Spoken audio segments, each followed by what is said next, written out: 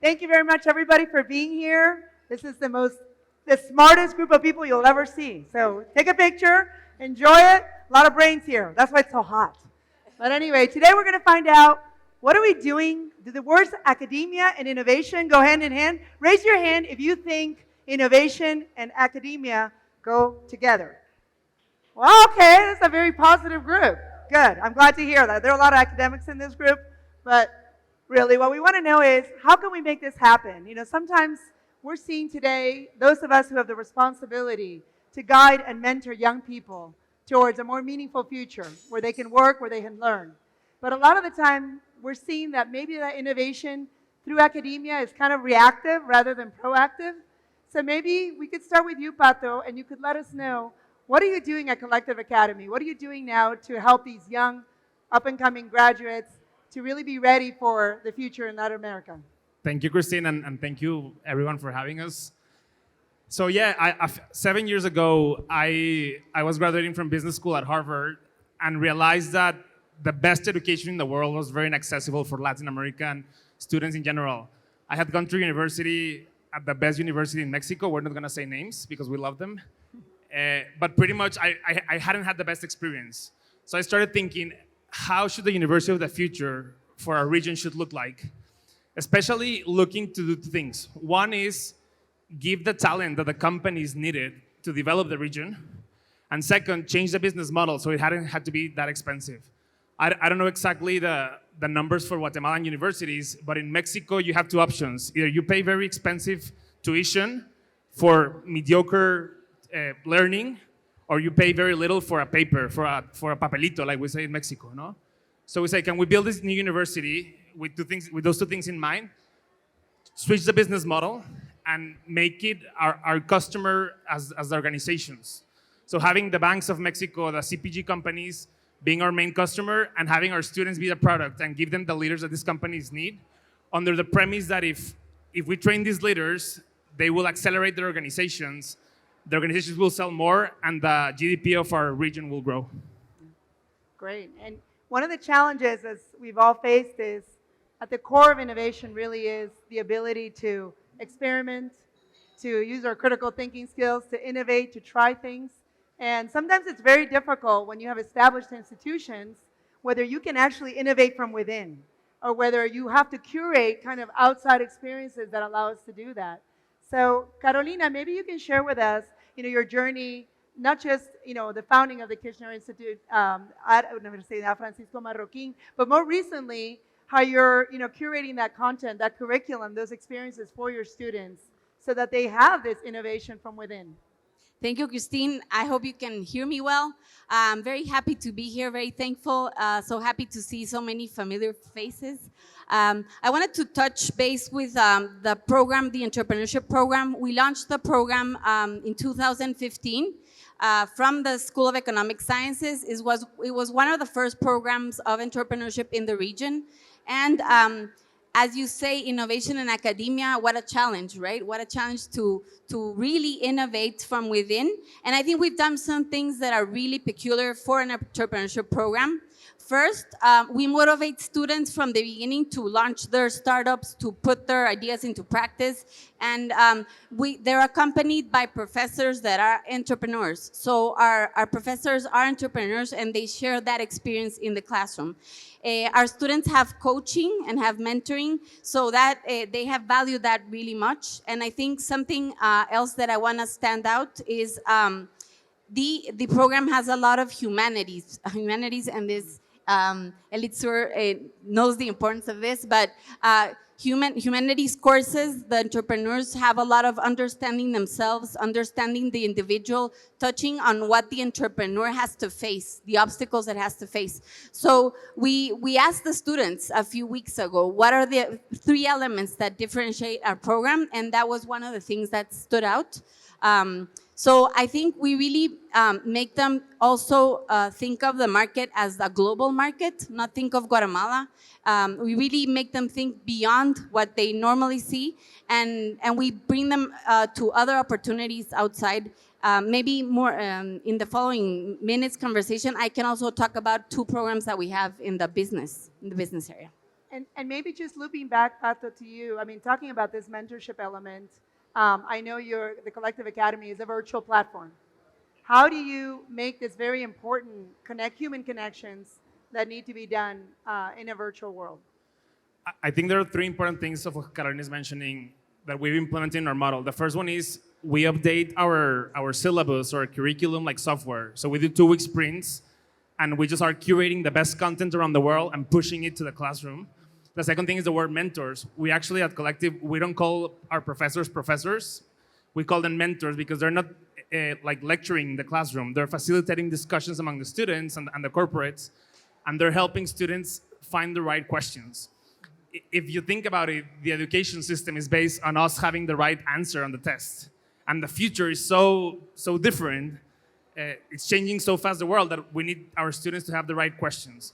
And the final thing is what you're saying, community.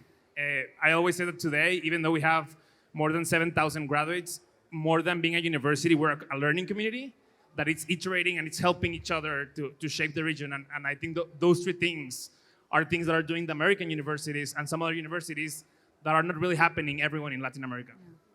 So Elitzur, the power of questions. I mean, at the core of innovation is questioning, is knowing what questions to ask, is knowing where to look, research, knowledge, depth, in this really fast-moving world where all of us consider ourselves experts because in 5 minutes we can get that answer. Speak to me, about what you're doing at Hebrew University with the Innovation Center, and specifically the importance of the humanities. We talked about this. Everything's kind of STEM and, tech. Let's bring it back to this lifelong history and all your experience with knowledge of language. How are we doing that to encourage the humanities innovation through there? So it's a great question, and I think in the depth of it, we're trying to understand how to have the innovation. So in the academia, we're so used to knowledge, but the point is that our products are, at the end of the day, are articles and books that they are very internal. We just look at them. And the point is that what we're trying to do now at the best research academic places, to think from day one what other products we can have. And this is a struggle because on the one hand, we think, or at least we pretend to have the knowledge, a deep knowledge, and the question is how to convert it, how to deliver it in many ways to more people, that it's not only just in our internal community. So on the one hand, we're trying to think in what other products we can create, whether it can be museums, virtual museum, apps, new technologies in the industry that comes from our knowledge. But on the other hand, I think this is our role in the society, because we have serious knowledge, but the problem is that we don't know how to implement it in the real world. So I think our job is to try to seek ways in which we can implement our knowledge in the public, and to make sure that decisions are made based on real knowledge. Right. We see sometimes, we used to say, what's literacy, right? Is it reading? Is it digital literacy? And we're now looking at a whole other level, right, of literacy. Are we making sure that it's inclusive to all these different voices? And who is being left behind? What do you find, Carolina, in your work? Who's being left behind, and who can we help to bring along to this diverse conversation about the future and what innovation should look like when you have these different sectors that maybe aren't technology savvy or as inclusive?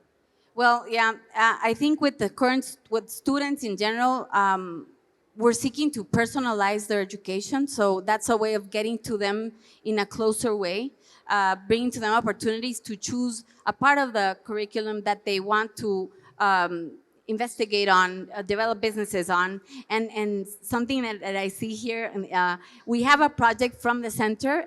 There's a book called Aprende y Emprende. We developed it from the center. It's a book in Spanish about the process of entrepreneurship, and thanks to a collaboration with OneBot, we're bringing this content to kids all over Guatemala through a digital platform, so incorporating coding and programming and other topics that are very tech with this content of entrepreneurship. So I think, as Elitzur was saying, it's finding ways, innovative ways, collaborating to bring this content to more people in ways that they want to receive it. Like, what are the ways they want to receive it?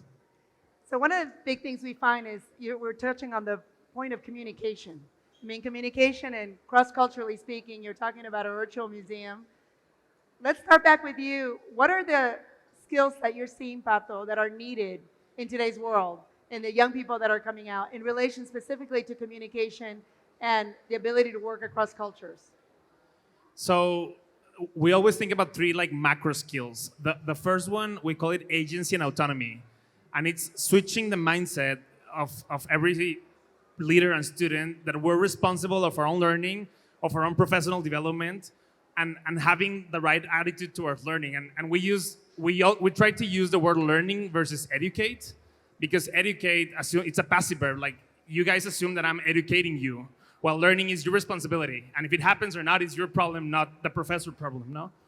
The second towards communication is working in teams. And at Collective, we think about teams, including the machines. So how do you communicate with a computer, even because you're a software developer, or just because you have to lead software teams, and think about it that in an integral way. And the third macro skill is how the ability to envision the future of yourself as a leader, of your organization, and of the industry that you're in. And many times what happens in Latin America is that we're just looking like to the next step, and we can see ourselves towards the future. And I think that's why events like this are very important, no? If I can jump and Please say, do. I think actually we're going back to the fundamental things of research. And one of the idea of research is actually generalization. So when someone does the study, if he or she studies one thing, one phenomena, then it's not interesting. If it can be generalized, if it can if you can explain various phenomena, then this is an explanation. And I think what we're trying to do now is to actually generalize in a bigger scene. So basically, I'm telling a student, if you study here something, and you see how it can be related to other phenomena, and you can deliver this knowledge in a different way, I want you to think how it is connected to many phenomena. Because if you have to produce a product, this is a market. Once you have a market, you need to sell it. And if you want to sell it, if it's just for your own study, then it's irrelevant, then it's not interesting. So the moment a person realizes that what he or she does, it's exactly related to another field. If someone does art, and this is related to history. If someone does the history of Israel, that it's related to the history of Guatemala. If someone studies philosophy and ask an ethical question, that this is an ethical question that can be broadened in a much wider way, then this is the beginning of creating a real product. And I think, in a sense, I'm actually arguing that what we are doing is actually we're doing a very fundamental way of going back to the origin of study and to the origin of what knowledge is. And so it's not, I don't think we're creating new steel tools. We're actually going back to the fundamentals and implementing it in the 21st century. And this is our goal. This is why I don't think it's external to the university. This is actually part of what we're doing and just broadening it. Because when you generalize between 3 things, it's very easy. But when you generalize between 50 things, then this is a real study. Yeah. So this is why I think this is, talking as a professor in leading universities, this is our role, because we're not doing good science as long as we don't know how to implement it bigger in bigger places. So this is why I don't think it should be, and we were talking a little bit about it, sometimes, university have university, and then we have the Center for Innovation. I'm actually a leading person in the studies. I'm in charge of strategic way of education at my university, and this is why I took this role, because I think if we're not doing it, we're just making it as a secondary thing, and we don't see it as part of what study and knowledge is in our period, in our epoch. Actually, yeah, absolutely. And I think, something created these silos, right, that exist both in university and academia, they exist in the workplace. And the last thing we all want is to create one more silo called the entrepreneurship silo, or the, research and silo. So how do we break down these silos so that they're not, one more, right? One more silo in the university. That's the fun, cool area over there, but the rest of us aren't part of it. How do you counter that in an institutional, like an academic setting? Something, I think one of the ways is promoting competitions, events, instances in which different programs can interact. We were talking the other day with some people that came from Colombia that must be here.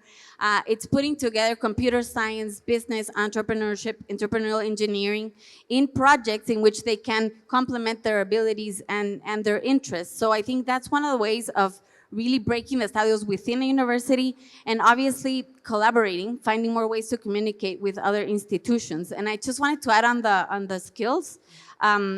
It's hard to think of very few, but resilience, flexibility, abilities to communicate. Students have great ideas, entrepreneurs have great ideas. If they don't communicate well, it doesn't work. I mean, the ideas don't work.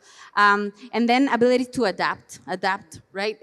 It's more of a world of adapting now, so I think those are the skills. I think the way, for example, we collaborate a lot with Tec de Monterrey in innovative programs. And what we've seen is that universities are just like any multinational undergoing digital transformation. You have to start with the professors. And the same way that like Claro and Banco Industrial are trying to change their workforce and the leaders, you have to see how the professors start working together. And typically that's done when you understand that we're all here to serve our students. We're here to develop them, and knowledge is important. But I think if professors see the impact they're having on their students, it doesn't matter which faculty you're coming for, which program you're giving, you're going to be collaborating for the student success. And I think that's what we start to start changing in Latin America, no? Yeah, people innovate, not institutions, right? And I think we forget that sometimes, that it's really allowing that space. How would you say, I think we've talked about this, but one of the key components is the ability to experiment. And in that process of experimentation, you have failures sometimes. And we're talking, this is a basis of I mean, traditional knowledge was we put up a theorem and we say, will it work? And we try things and we experiment. Do you find that now in the university setting, there is the ability to fail, for both students, for teachers to fail, you know, to fail and to correct themselves and to have a path of continual learning? Is this becoming more of a norm in universities, or is it becoming less and less? Well, I think, and sorry for being so old school, as a professor, we are actually failing all the time. Yeah. Part of science is when we give hypotheses and it doesn't work. Yeah. And when I'm advising students in a very particular field, and believe me, I'm very proud that some of my papers, only 3 people read them.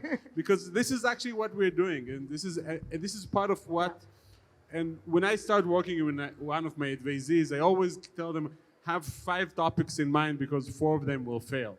So I'll tell you a secret. I went to Harvard as a graduate student, and my first job was at Yale. And always people ask me, oh, what's the difference? And the problem is at Harvard, people choose topics that they will not fail. And I hated it. And this is why I didn't like my school, because this is safe. Yeah. And the interesting stuff are where you actually fail. So I really think, and this is what I'm trying to say all the time, that part of what we're doing here is really fundamental to the way a real seeker of truth do. We are afraid to fail. We have to be courage. Otherwise, we're not doing interesting research. Otherwise, we're just copying the research of the previous generation. And this is a serious problem in the academia now, that many people just reproduce the same articles because they think, okay, what will be accepted? And when my students submit a paper to a good journal and they fail, I'll tell them, oh, it's a good chance that you're doing something good. Because this is actually what we're doing if you're trying something new. So I think this is, I mean, maybe it's not as common as we wish, but I don't think it's very strange to the spirit of real studies and real academia.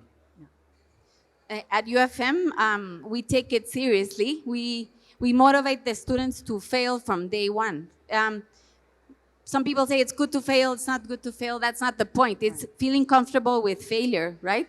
And we have a class called Failure. So it's all about, it's kind of more a psychology session, you know, like what I've done wrong, what I don't want to do wrong. So we really want to make them feel comfortable with what Pato was saying. The professors have to motivate in every class, not the right or wrong answer, but question yourself. It's okay if you're wrong. So I think it's in every classroom, and motivating the students to try, just try, and it's okay. It's okay to fail. I want to talk about this from the university perspective, and in the case for Mexico at least, and probably Guatemala is similar. you can't fail as a university because of the Minister of Education. So actually, our master program is not accredited because we're just switching all the time. And the other key element with failure is learning, right? Like if you're not learning from the failure, it doesn't matter. So for example, all our classes, all our sessions have a feedback QR at the end of the session. So that night, we know if the marketing session number 3 worked or not, and why it worked or why it didn't work. And then we iterate the program based on that feedback. And I think those are the type of things that our Latin American structure doesn't allow us typically to do in a traditional environment, and that we have to start getting comfortable with programs like Carolina's to just start breaking things, and knowing that in the end, honestly, I don't think we can do a worse job with the Latin American education system that we're already doing. So everything is uphill from here. Well, and the question really is, I mean, now that we all have the capacity to be learners, once we all know how to read and write and read and add and subtract, we can all teach ourselves, right? So how do you encourage your students in the academic setting to continue to be learners outside of the space and time that they are in the university? What are they doing in their own space, in their own time to encourage those passions? Try to do stuff interesting. That's a problem. The problem is that often in the academia we forgot this desire of knowledge, this desire of just enjoy. Yeah. And I think this is part of what is our role as educator to show the joy in our studies. And I think and actually I have to tell you, I'm actually not thinking only about the students. I'm trying to re-educate the professors. Yeah. So in my program, big part of the education now is to take the faculty and to teach them to think in this way. And this is, I think, a big challenge because we often think, oh, the next generation. But I think it was Plato who will educate the educators. So this is part of what we need to do now is to actually see the structure of the university and to introduce this way of thinking to everyone. And this is a challenge, and it's a challenge to all of us because it's very, even being someone who publish and work on research all the time, it's very tempting to just look for where you can succeed and where you can actually do stuff that you already know how to do it. And the question is how we actually motivate this seek of knowledge, this seek of interest. This is a lifelong project for education in general. And I think what I'm basically trying to say is we're not changing the paradigm here. What we're doing is actually implementing it in the new world. That's what we're doing. Excellent. And with that, and then one more thing to add, and then we'll get some questions because we want to hear from all of you. This change of paradigm, it's important because we were used that we went to college for 4 years, then maybe you go to grad school, if we're not going our PhD, for 2 more years, and then you're supposed to be done. And they say, oh, Pato has an MBA, he's done.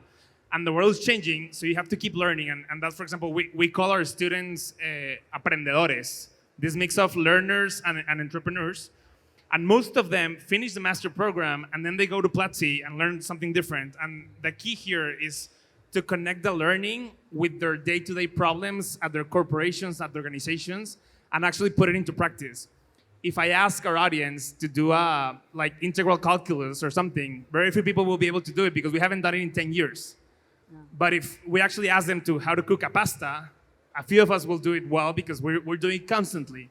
So that's the important thing. How do you connect this to the problem, the learning, and then you go curate the content, meet a community of learning teams, and then put it into practice?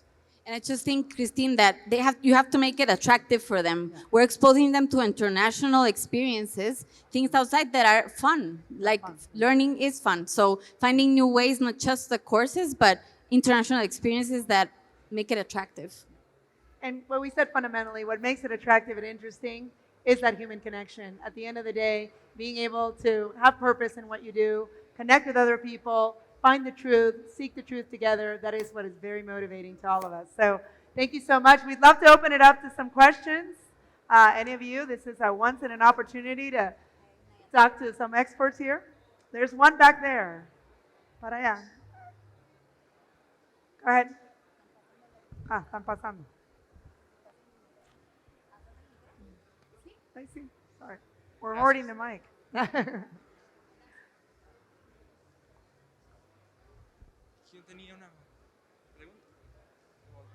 Thank you. So I have a question for the three of you, given that you come from different backgrounds, Guate, Mexico, Israel. And when we talk about the role of academia, we have to admit there is a hierarchy of knowledge systems. And we think that innovation can come, well, we know it comes from the interface of sciences. So I heard you talk a lot about interdisciplinarity. Now my question is, I've seen, I'm in my second postdoc, and I've seen that science is usually very inclined to different types of epistemicide, killing of certain knowledge systems. And Guatemala, like a lot of places in Latin America, is multicultural and diverse. And yet we are not giving tools in academia to these young innovators to think beyond disciplines and go into knowledge systems. You know, like transdisciplinary, transcending disciplines and understanding that all cultures have knowledge systems. So my question now is, do you see that there is a potential now? Because I still don't see it in Guatemala, but have you seen it elsewhere?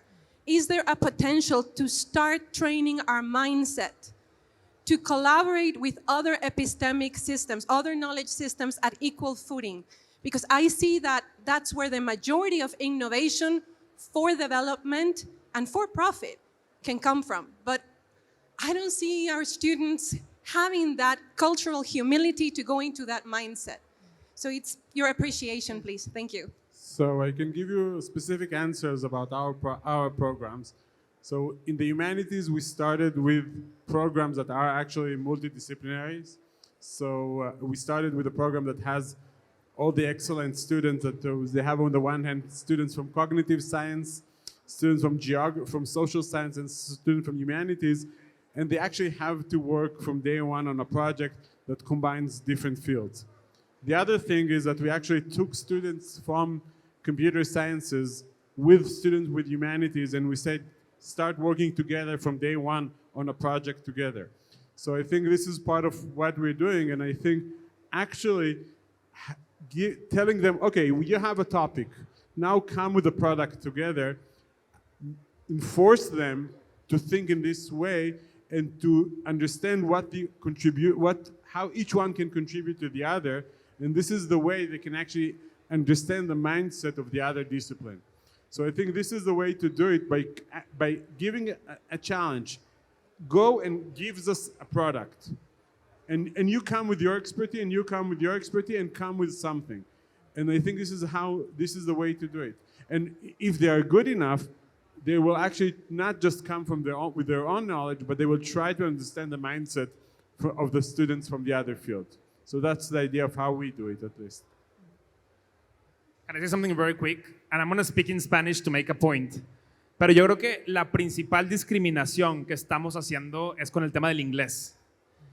¿Y por qué? Porque toda la innovación en contenidos, en research, está pasando en inglés. Entonces, por eso que organizaciones como Platzi son tan importantes, porque tenemos que enseñarle a la gente en Latinoamérica a hablar inglés y empezar a traducir los mejores contenidos al español para poder cerrar esa brecha en la región. I'm back in English.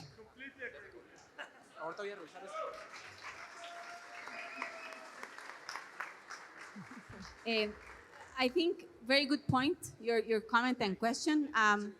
From the university, we are making our students feel more comfortable with other cultures, other mindsets in different ways. We expose them more to the reality of Guatemala first. Second, we expose them more to interdisciplinary courses and experiences with other students.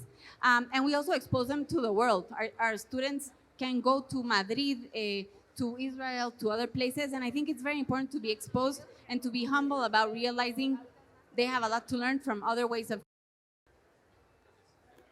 And it's a fascinating topic. Thank you, go ahead. So this has been a really insightful discussion, so thank you. And to put it into another perspective right now, as Pato mentioned, the differences between education and to educate and to learn, I find that really important, and I think that we can see that a lot right now with all the different self-learning platforms out there.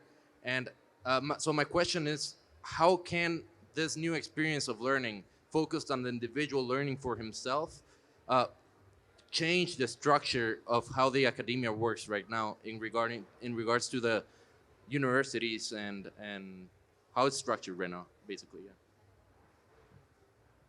I would say that academia is supposed to be the place of freedom, and we care so much about the freedom of knowledge. But the problem is that sometimes academia forget to be flexible and to keep the freedom of the spirit on its own. So that's a challenge in general, and I hope we'll do better. I'm not sure about it. I'll say two very quick things. The first one is we all learn in community through our learning years. And I think that's the difference between the self-learning platforms and at least what we're building and other universities are building.